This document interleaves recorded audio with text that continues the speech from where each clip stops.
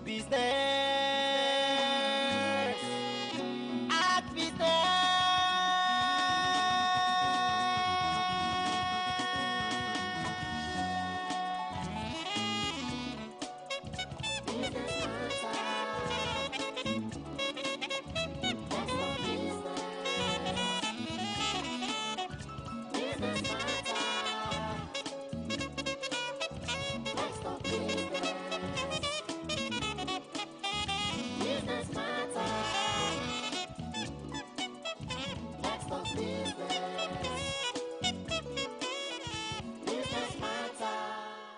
Nigeria is a country that is blessed both with human, mineral, and material resources.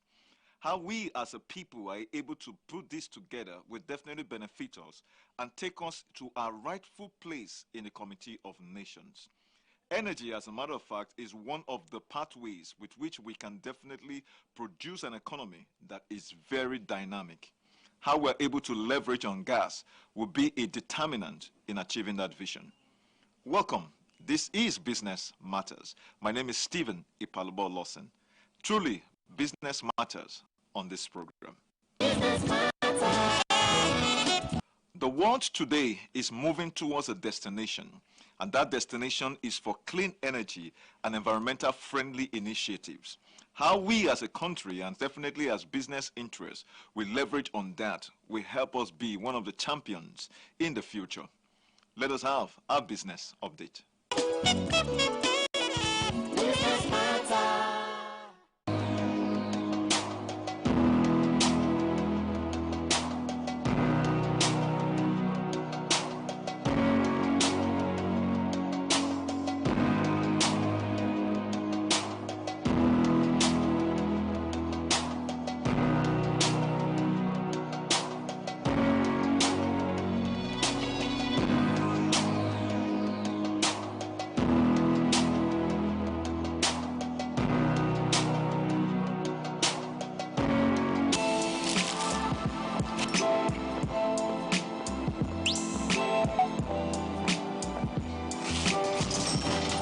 Hey, beautiful, your eyes, your smile are all begging me to take you home tonight.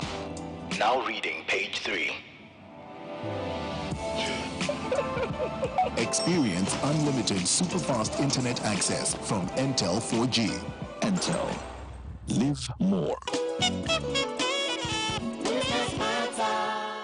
On Business Matters, we have a tradition of inviting distinguished professionals who will certainly bring on set to help us do justice to the particular topic that we have in view.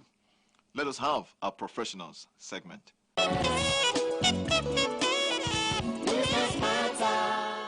Joining me in the studio is a distinguished professional with over 37 years experience in the energy industry. He has had some experience in the academia as a lecturer in the civil service. He worked briefly with Xerox before joining Unipetrol Nigerian PLC, formerly Owando PLC, now Axela Group, spending most of his 10 years in the operations department responsible at various times for the supply and distribution operations of the company. His work has taken him all over the country, including both the north, southwest, and east. And in this division, there were LPG plants which were essentially under his purview. While in the industry, he was at various times on industry committees instituted at the instance of the federal government of Nigeria to look at issues such as oil transportation and distribution system and structure in Nigeria. He's also the CEO of Excalibur Power and Gas Limited, Claridge Petroleum Company, and certainly in the studio is no other person than Mr. Nimi TJ Amakri. You're welcome, sir. Thank you for having me. And now, your profile is one thing that we are so very, very excited about, because the topic we are looking at is exploring a gas economy for today and the future. We know that Nigeria, as a matter of fact, in time past has been seen with the challenge that we have in terms of energy. But a lot of people have argued that Nigeria is not an oil economy, it's rather a gas economy. Now, as a gas expert with over 3 decades experience, what is your take on this? Well, I'll take a bit of modesty in saying I'm an expert in gas. It's all a learning process for all of us in this country. Certainly, Nigeria is a gas country. by definition, in terms of the fact that we have a lot more gas reserves in Nigeria than oil, crude oil reserves. Last count, we have about 206.5 trillion cubic feet of gas reserves and growing with each discovery. As you know, we have the associated gas and non-associated gas. Associated gas is the one that comes in the result of crude oil production, and non-associated the one that is just gas wells. So we are indeed a gas country rather than a crude oil economy. Now, yes. when you talk about associated and non-associated, what comes to mind is gas flaring. Where do we put that, as a matter of fact? Because there's been a lot of talk about the fact that we're actually flaring those gas and it's a waste. Yes, it is. So where does that come in? 384 billion cubic feet of gas annually being flared. That's a lot of money, about $1 billion lost. And when you look at it from an environmental perspective, we're talking about also in terms of creating carbon footprints and what we could gain from carbon credits, about $500,000. $500 million. It speaks a lot, because if where you're from that part of the country, as you descend in evening flights into Port Harcourt Airport, your horizon is glowing, is orange with gas flares. It's not a sunset. At 7 p.m., 8 p.m., it's a glow of flared gas with its attendant environmental impacts in those areas.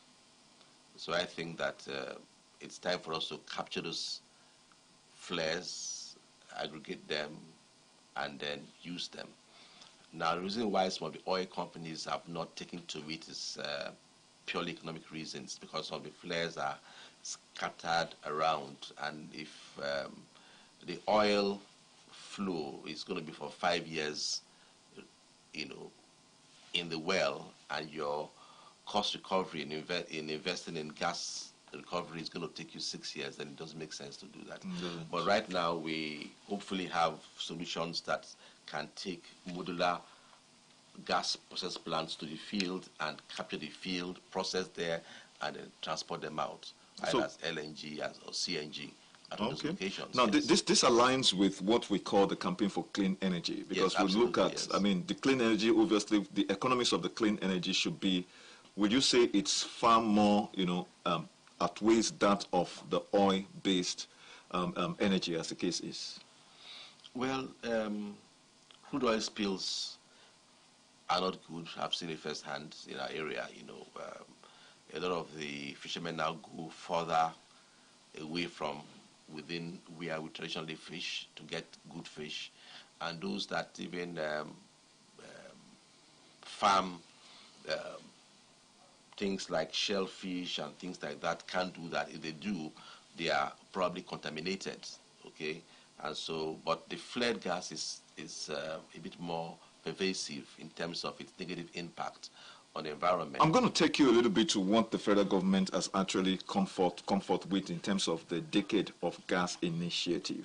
And this is obviously a response to what some of the things you've actually placed as a case being the Nigerian gas economy. So with that kind of initiative that's going to be running for about 10 years plus, yes. It means that our earnings from the oil and gas industry is not threatened.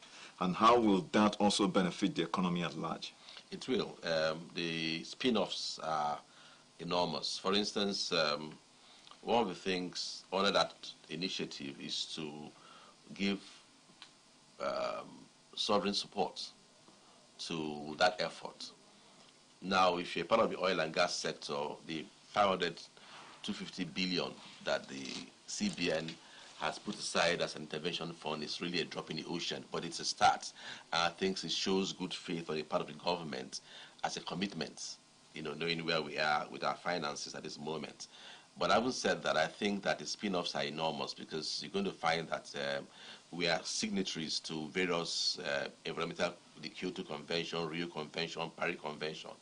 And it's time we begin to act on those things we signed off on internationally. And I think that at this point in time, the drive to put gas on the front burner of our energy space is fortuitous, and also one that will help to create jobs across the board, direct jobs, indirect jobs, and all that.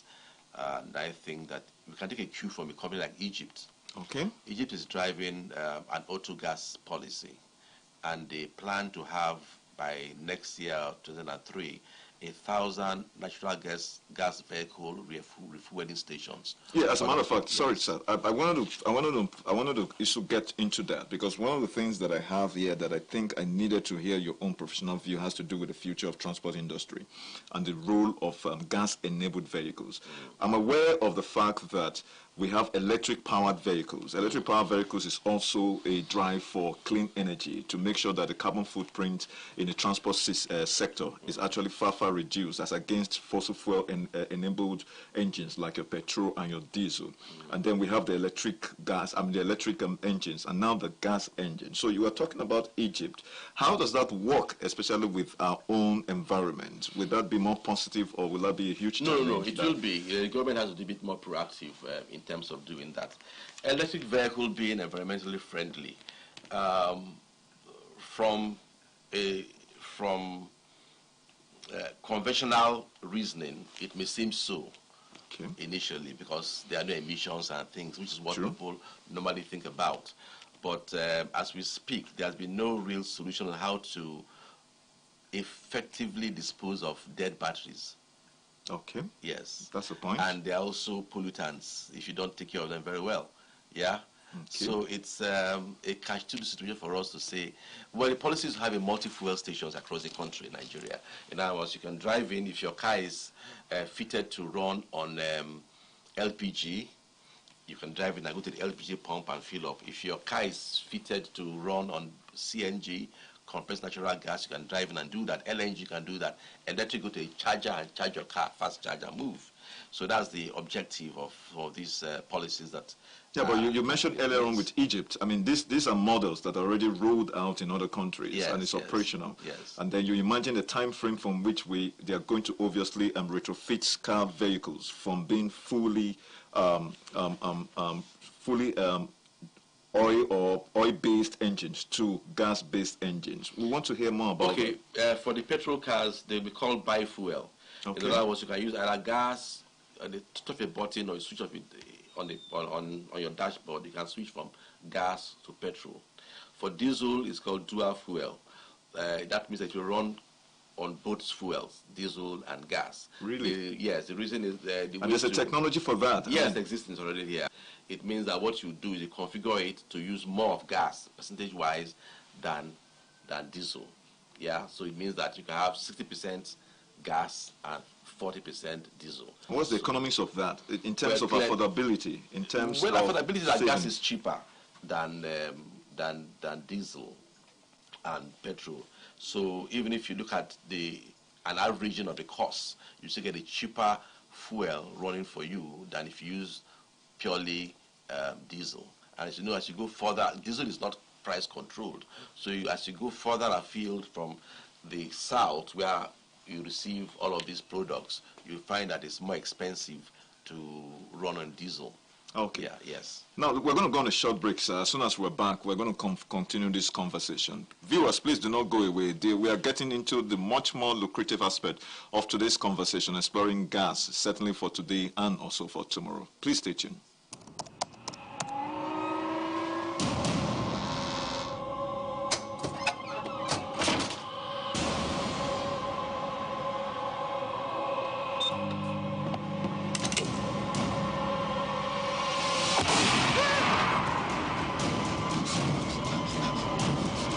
Experience unlimited superfast internet access from Intel 4G. Intel. Live more. Thank you for joining us. I mean, this is Business Matters, and in the studio with me is no other person than a distinguished gas expert, Mr. Nimi Amakri. And we've been looking at the topic exploring a gas economy for today and for the future, especially how that benefits Nigeria. Sir, before we went on that short break, you and I were talking about Egypt. We're looking also about the economics of scale and the benefit that offers if we run a gas-focused auto system. because transportation is very key. As a matter of fact, there has been an argument that the transport sector happens to be the largest employer of labor. Some people from the agri sector will argue that, the agriculture obviously is. And so if you look at that, Egypt, you were mentioning, is rolling out policies to see that the automotive industry basically focuses or runs on gas. And that itself would be a major contribution for them in terms of the UNFCCC quota, as the case might be. But certainly here in Nigeria, we're pursuing those kinds of policy. And I would like you to also touch on how gas can also benefit the agri sector. Certainly, I mean, the use of gas is an energy source. So for those that are in the agri sector where they have the need for greenhouses, gas to come in, to provide the kind of temperature control that the greenhouses need.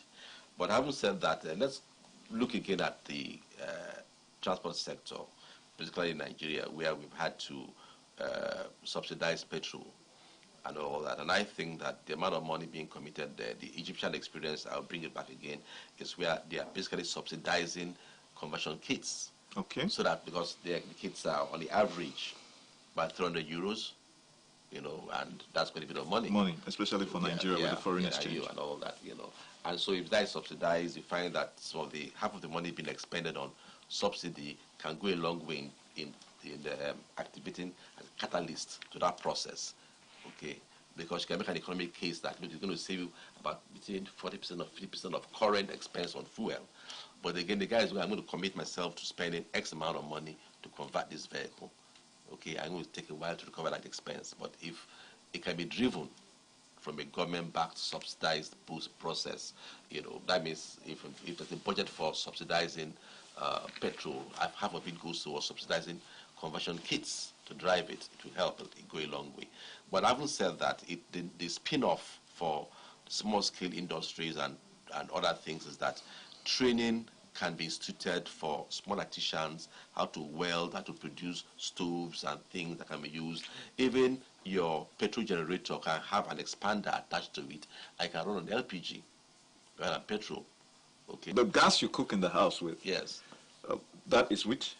LPG. Okay, that's the LPG. Yes, okay, interesting. Petroleum gas. Okay. And again, there are plans now to even make it easier. The penetration of LPG is in the West Coast for Nigeria, that is per capita use is very, very dismal.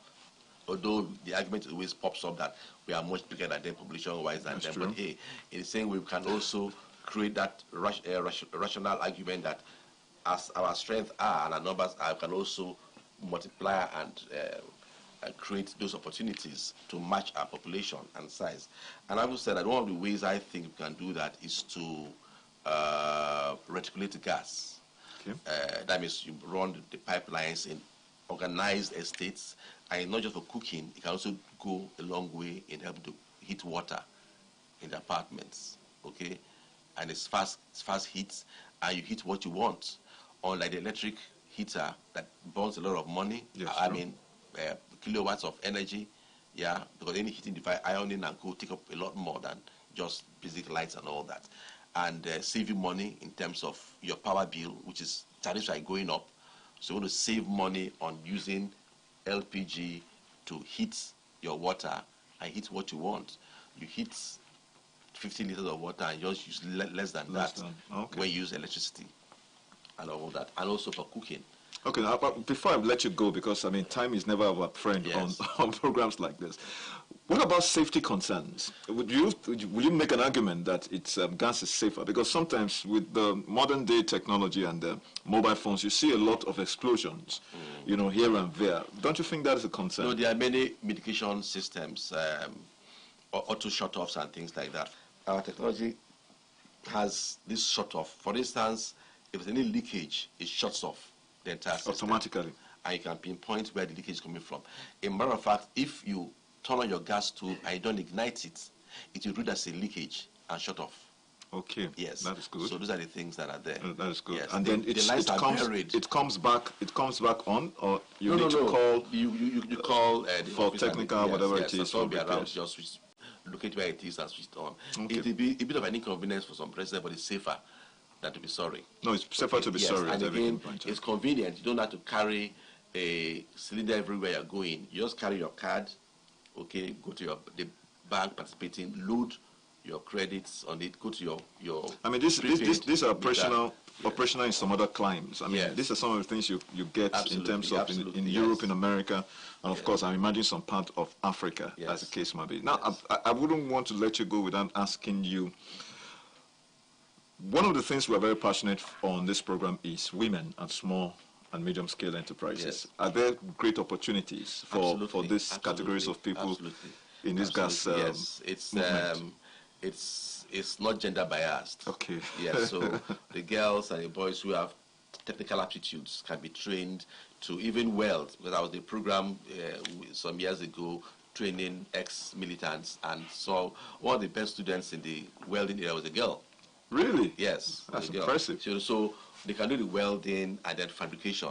We can set up fab yard plants, small fab things using metals from waste metals, wire brush them, clean them up, and then proof them against rust, and then use them as things that can fabricate small stoves and things that can be used in the industry. Yes, in the gas industry, things like gas burners and things can be fabricated at the LG level.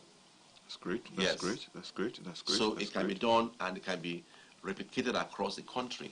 So boys and girls can get into that grid. So that's great. Yes. And women, of course. Naturally.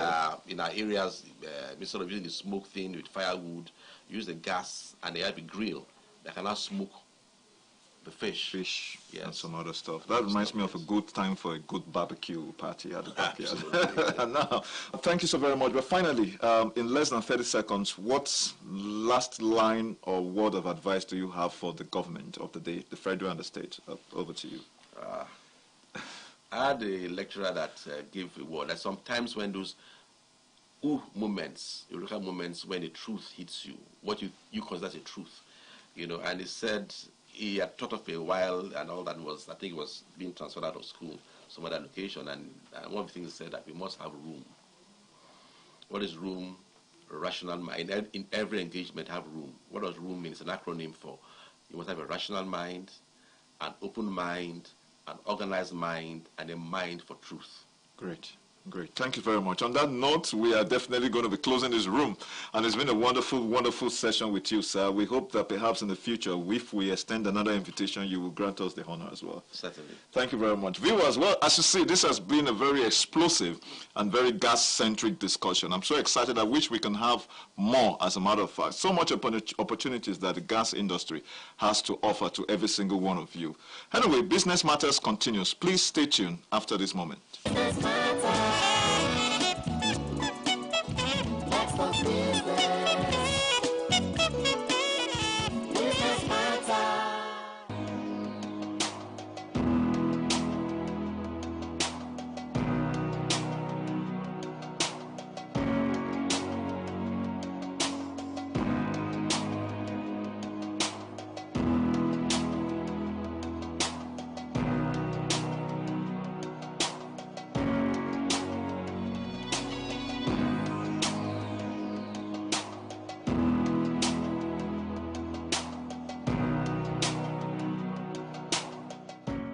There is no doubt that Nigeria is a gas-centric economy, and certainly gas is the game changer. How government is able to roll out policies and businesses themselves roll out initiatives, solutions, and innovations will certainly help us to be able to make good this particular opportunity that gas is offering to us. Gas, as a matter of fact, has a value chain that is impacting every single sector of the economy. So obviously the way for us to go is the gas way. And certainly, we know that when we are able to leverage on that, this country will certainly be a country that we all be proud of. This is so much we can bring to you on Business Matters on this week's edition. Please follow us on all our social media handles and certainly explore our website to have more information about our different programs. My name is Stephen Ipalebo Lawson. Until I come your way again, bye-bye for now.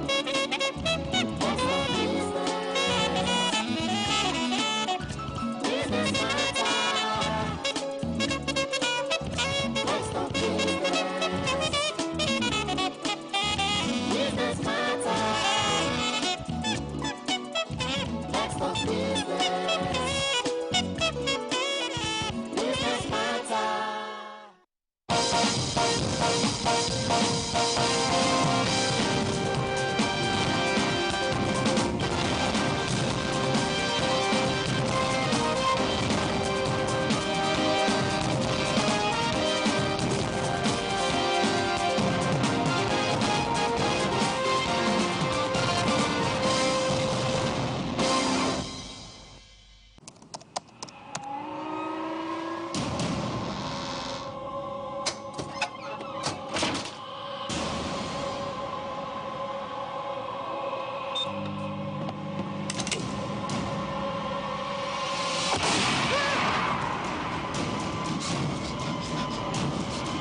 Experience unlimited super-fast internet access from Intel 4G.